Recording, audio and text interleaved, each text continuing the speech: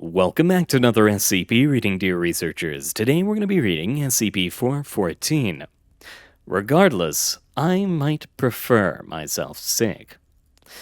A quick further ado before we begin though, there is themes of, and I'm going to say this in a slightly roundabout way so that YouTube remains happy, seppuku, because there are things that are intensely sad in this story, and yeah.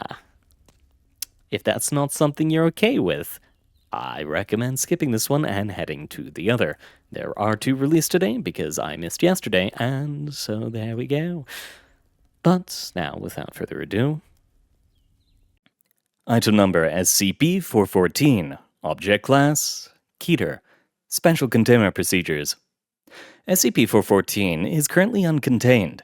Containment efforts focus upon mitigating media attention and providing social work programs to demographics targeted by SCP-414. Individuals affected by SCP-414 iterations must be dosed with Class B amnestics upon recovery, and are to be kept under observation. Individuals reaching the final stage of SCP-414-2 are to be contacted by a Foundation social work front company. Individuals under final stage SCP-414-2 are to be treated with tri-weekly talk therapy and trained animal companions where applicable. As it is beyond the Foundation's resources to perform surveillance on every possible target of SCP-414, records from social work organizations and mental health care centers are to be trolled for SCP-414 phenomena where possible. Any media reporting of SCP-414 phenomena are to be removed and a cover story provided. A list of applicable cover stories can be found in Document 414-B. A cure for SCP-414-2 is to be considered the highest priority after successful and complete containment. Dr. Alice Ogawa, Principal SCP-414 Researcher. Description: SCP-414 is a phenomena that targets asocial humans and is categorized into two derivative effects, SCP-414-1 and -2. The asociality may range from minor introversion to complete isolation. SCP-414 primarily affects individuals under the NEAT, add a footnote here, not in education, employment, or training. Demographic with no regional preferences. SCP-414 begins when a humanoid in a circular mask, referred to as SCP-414-1, appears in front of a targeted human. SCP-414-1 typically claims to be an employee for a local social work organization. SCP-414-1 are uniformly tall humanoids with circular masks and clothing that covers the whole body. SCP-414-1 only appear when attempting to contact a targeted individual and disappear after successful contact has occurred. SCP-414-1 is believed to have a single collective consciousness capable of sapience, cognizance, and intelligence. SCP-414-2 is a chronic degenerative condition resulting from any successful interaction between a targeted subject and an instance of SCP-414-1. Successful interaction occurs when SCP-414-1 has a successful face-to-face conversation. And a footnote here. A successful conversation is defined by at least one spoken phrase and one spoken reply, or contact with a targeted subject. A subject that has contracted SCP-414-2 undergoes 4 stages lasting between 2 and 276 days, with a 5th stage believed to be permanent. Individuals who are under 30 years of age or who receive SCP-414-2 through physical contact progress through stages at an accelerated rate. Document 414-2-A. Stage 1. Subject feels increasingly lonely. Coping mechanisms not involving face-to-face interaction to distract from loneliness cause an increase in feeling. Subject experiences a loss of pleasure when participating in solitary activities. Stage 1 advances when the subject interacts with another human to alleviate loneliness. Stage 2. Subject experiences a total loss of pleasure when participating in activities not involving in-person interactions with others. Subject begins to have difficulty in recalling events in their life that contributed significantly to their sense of self, but is cognizant of and can recall having such events. Stage 2 advances when the subject interacts with other humans at least once every 7 days. Stage 3. Subject is incapable of feeling fulfillment unless interacting with other humans once every 5 days. They are unable to recall ever enjoying solitary activity or their life before the age of 13. Subject remains cognizant of this inability. Their sense of self is reduced. Stage 3 advances when the subject participates in social events at least once every 7 days. Stage 4. Subject is incapable of feeling fulfillment without interacting with other humans once every 45 hours. They are unable to recall having significant relationships lasting more than 2 years, and are cognizant of this inability. Any sense of self is reduced to name, gender, age, and current emotional state. Subject usually becomes highly productive to feel fulfillment, participating in a range of social activities such as volunteering and hosting gatherings. The circumstances to advance Stage 4 are currently unknown. Stage 5. This is currently considered the final stage. Subject develops hallucinations and sensations of being physically hollow or empty when not currently participating in social activities, causing them to become upset when not in proximity to another person for any length of time over 15 minutes. They are unable to recall having significant relationships and are cognizant of this inability.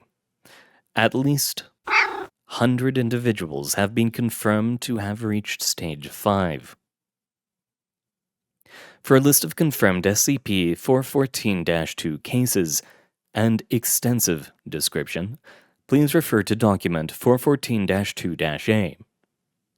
Notable cases of SCP-414-2 are 414-2- MacGyver Jacob, the current oldest case, and 414-Kyong Myung, with the shortest recorded interval between diagnosis and suicide of 48 hours.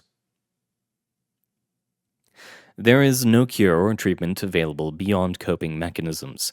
SCP-414-2 has a fatality rate of 46.78% over 5 years and 67.84% over 10 years.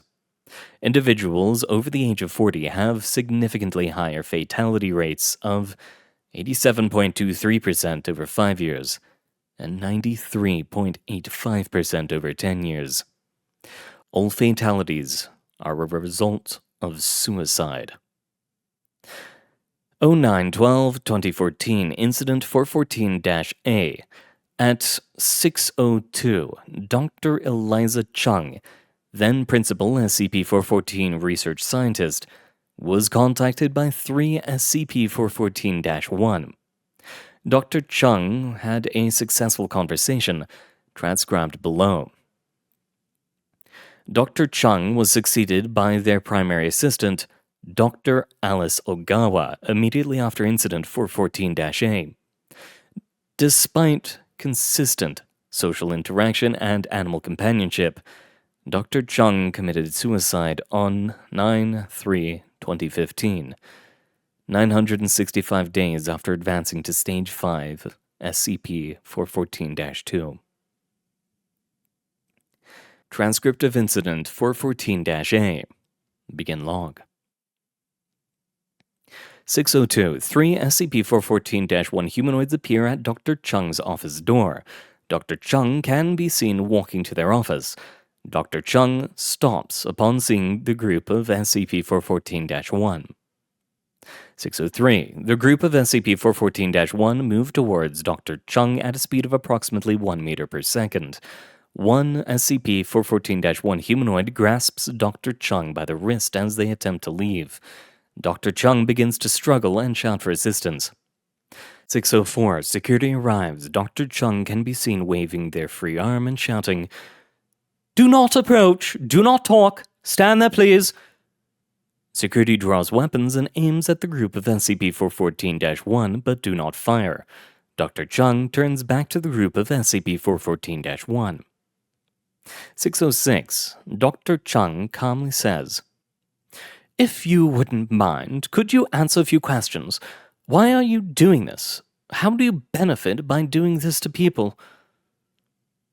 608. SCP-414-1 in unison. "They work so little, they are held up when they need to be the Foundation. The young so much so. I will help every one of you." Dr. Chung. "Even when they kill themselves, even when they forget who they are, how does that help? What is your reasoning?" 612. SCP-414-1 in unison. "It is a last usefulness to society to die and leave resources for others. Others make use of them. Forget yourself for society. You cannot be egotistical when the ego is carved out. Selfishness, I will cure it by excising the tumor. I cure society and make the lost find purpose. I help." 614. Dr. Chung agitatedly. "But society needs that. They need individuals. Selfishness can drive and motivate success." 615. SCP-414-1, recoiling collectively. "You are sicker than I thought. You may be kind among your human populace, but I have surely known kinder men. I thought you, who worked for the good of all, would be my ally. But it's all right. I will take care of you. You will feel better when I'm done with you." 616. Dr. Chung. "Why did you come to me? Who are you? Where are you from, and how do you work?" Dr. Chung can be seen attempting to free themselves from the grip on their arm. 615. SCP-414-1 in unison. "You want to stop us, but you are trying to stop helping.